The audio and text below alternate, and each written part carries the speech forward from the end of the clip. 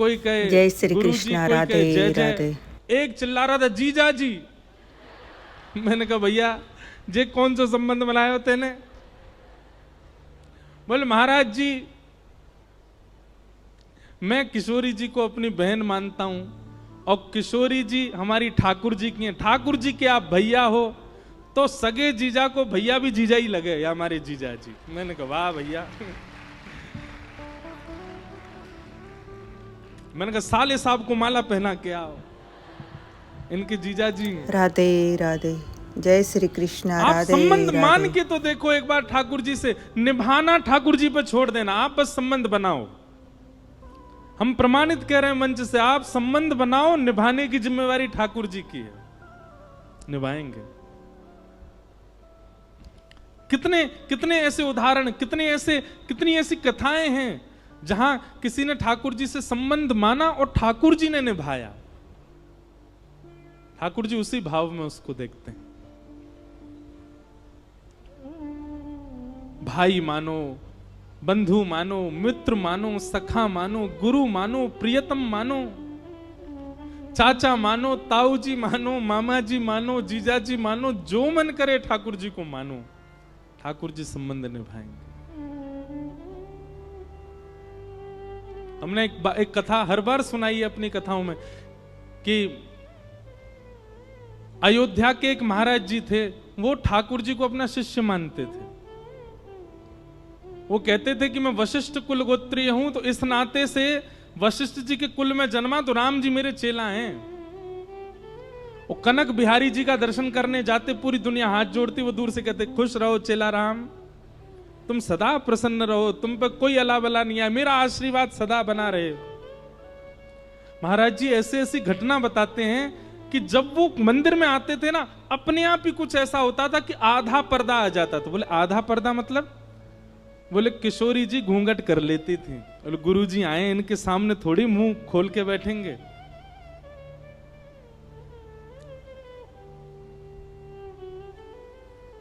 ठाकुर जी संबंध निभाते हैं, कोई बनाए तो सही। और फिर विश्व एक बात माननी पड़ेगी आपको, फिर जब जब आप ठाकुर जी के सामने जाओ, कई लोग संबंध बनाते हैं फिर उसका ढिंडोरा और पीटते हैं, वो नहीं करना है। मंदिर में जाके सबसे ये नहीं कहना है ये तो हमारो जीजा है, हैं हम यहाँ के सारे हैं, हम यो हैं, ऐसे राधे ये सब राधे। ऐसे जय प्रकाशित श्री मत कृष्णा, करो, राधे गोपनीय राधे। रखो अपने चित्त में वो भाव ठाकुर जी के प्रति।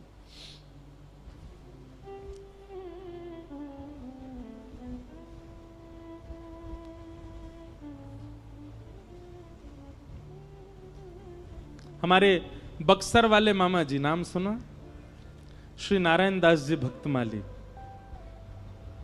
जो कथा से बहुत प्रेम करते होंगे ना, उनका नाम जरूर जानते होंगे। उनको पूरी दुनिया मामा जी क्यों कहती थी? वो सीता जी को अपनी बहन मानते थे।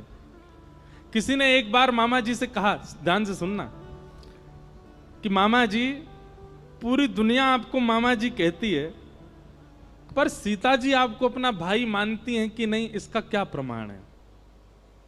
आप तो कहते हैं और फिर जहां भी आप जाते हो सब कहते हैं मामा जी आ गए, मामा जी आ गए, पर सीता जी आपको अपनी बहन, अपना भाई मानती हैं, इस बात का क्या प्रमाण है?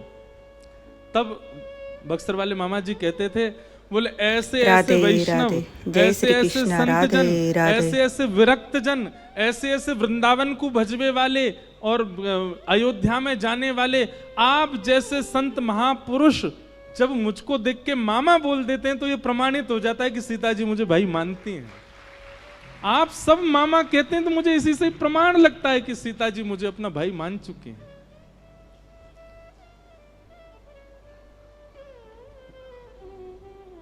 संबंध बनाओ, बिना संबंध के भक्ति में आगे नहीं बढ़ा जा सकता।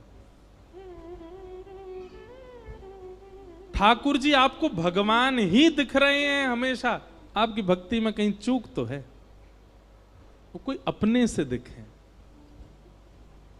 विश्वास, संबंध और तीसरा समर्पण, ठाकुर जी के सन्मुख। ये तीन भक्ति के सूत्र हैं। देवभूति माता ने, कपिल भगवान ने देवभूति माता के अनेक प्रश्नों के उत्तर दिए, सबको हम प्रणाम मात्र करते हैं। और तत्पश्चात देवभूति माता सिद्धता नाम की नदी बनकर के बहने लगी और भगवान कपिल जाकर के विराज गए। सारे तीर्थ बार बार गंगा सागर राधे राधे, आज जय भी श्री कपिल कृष्णा। भगवान गंगा राधे सागर में राधे। विराजते हैं और वहां आज भी विरक्तों को, आज भी वैष्णवों को, आज भी प्रबल भक्ति योगिकों को ठाकुर जी दर्शन देते हैं आज भी।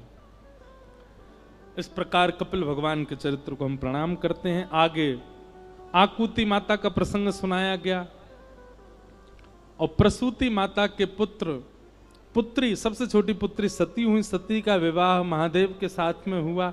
इस प्रकार आकुति, देवभूति, प्रसूति तीनों के प्रसंग कहे। अब हम थोड़ा सूक्ष्म में कह के चलें क्योंकि ठाकुर जी का उत्सव करना है। ध्रुव चरित्र सुनाया गया। राजा उत्तानपाद के पुत्र हुए ध्रुव। बहुत सावधानी से सुनो। ध्रुव जी महाराज का चरित्र सबने सुना है, पर ध्रुव जी की स्तुति जो वो भगवान से करते हैं, उस स्तुति में ध्रुव जी महाराज एक बात कहते हैं जो प्रत्येक वैष्णव को पालन करनी चाहिए। ध्रुव जी महाराज भगवान की स्तुति गाते हुए एक बहुत सुंदर बात कहते हैं। क्या? कि भक्ति मुहु प्रवहतां त्वयि में प्रसंगो भूयादनन्तमहतां ममलाशयानां येनाञ्जसोल्वणुमुरुव्यसनं भवाब्धिं निश्ये भवद्गुणकथामृतपानमत्त। सब लोग इधर देखो, सावधानी से सुनो। ध्रुव जी कहते हैं, बोले मुझे आपकी भक्ति कैसे करनी है नाथ? तब कहते हैं, बोले व्यसनम भवाब्धिम निश्चय भवद गुण कथामृतपान मत्त। व्यसनी, किसी घनघोर व्यसनी व्यक्ति से मिले हो आप कभी? घनघोर व्यसनी मतलब पीता ही रहता हो। अच्छा चलो, पीने वाले तो दूर कर दो, और भी व्यसनी होते हैं। कैसे कैसे? ये वाले व्यसनी हो या ये वाले व्यसनी हो, ऐसे व्यसनियों से तो मिले ही होंगे। व्यसनी का स्वभाव देखा आपने? उसकी स्थिति क्या होती है? जैसे जो पीने, बीड़ी वगैरह पीने वाले होते हैं, उनको देखो, सुबह उठेंगे, अब उठ गए थोड़ी पी लो, अब नहा के आ गए और थोड़ी सी फिर पी लो, नाश्ता कर लिया फिर पी लो, बाल भोजन कर लिया फिर एक जय एक श्री कस लगा कृष्णा। लो, राधे राधे। चाय पी ली फिर पी लो, रात में भोजन कर लिया फिर पी लो, सोते सोते एक बार और पी लो।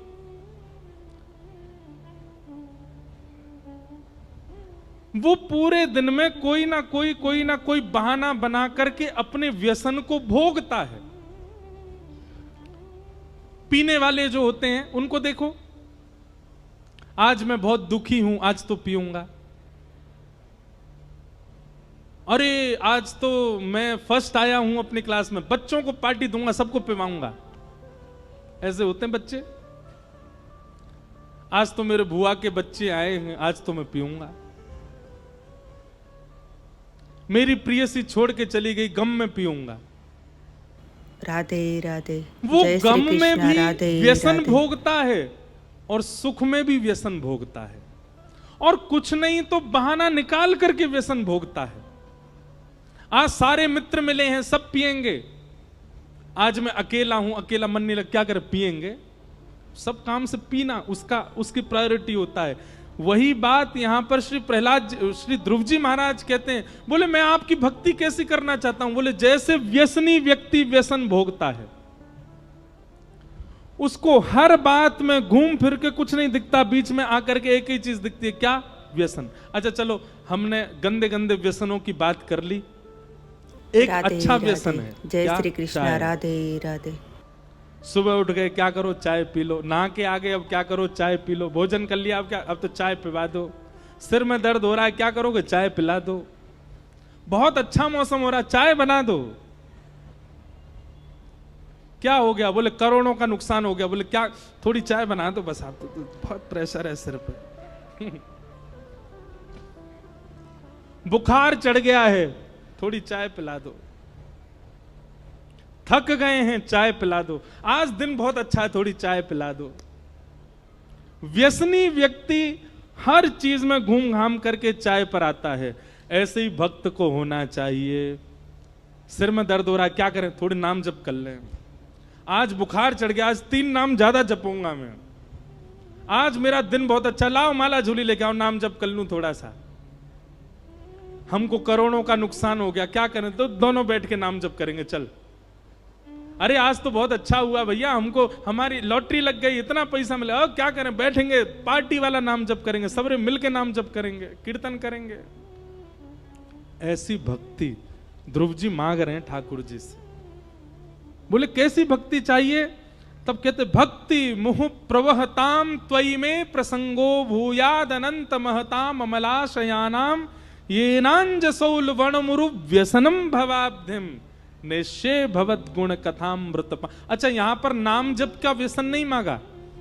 ध्रुव जी कह रहे हैं आपकी कथा सुनने का व्यसन लग जाए मुझको, आपकी कथा सुनने का मुझे व्यसन हो जाए।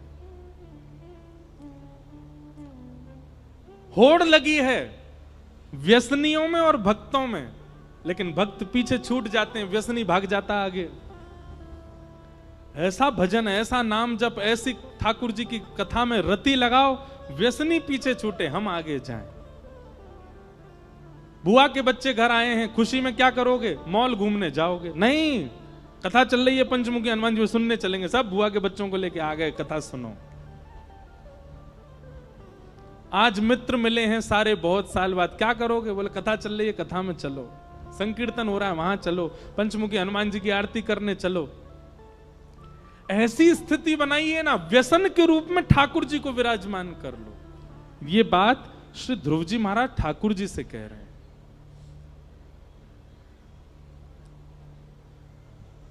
योऽन्तः प्रविश्य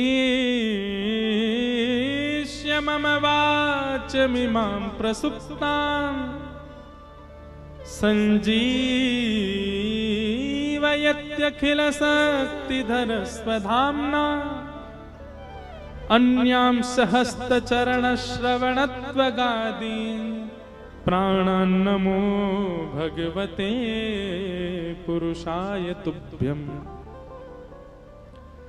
अच्छा, किसी ने प्रश्न किया इतना क्यों भजे हम ठाकुर जी को? तो श्री ध्रुव जी महाराज कहते हैं हमारे नेत्रों को देखने की शक्ति उन्होंने प्रदान की, कानों को सुनने की शक्ति उन्होंने प्रदान की, हाथों को कर्म करने की शक्ति उन्होंने प्रदान की, पैरों से चलने की शक्ति उन्होंने प्रदान की। अरे भैया, आपके दूषित समय पर, आपके भयंकर समय पर यदि कोई 1-2 लाख रुपए आपको दे दे तो आप जीवन भर उसका एहसान मानते हो।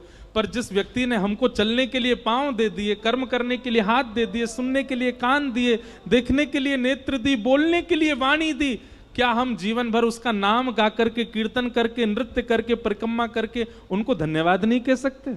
अपने सर्वांगीण अंग से ठाकुर जी को धन्यवाद कहो। हमारा जन्मदिन था, दुनिया भर के लोग दुनिया भर का सामान लाए।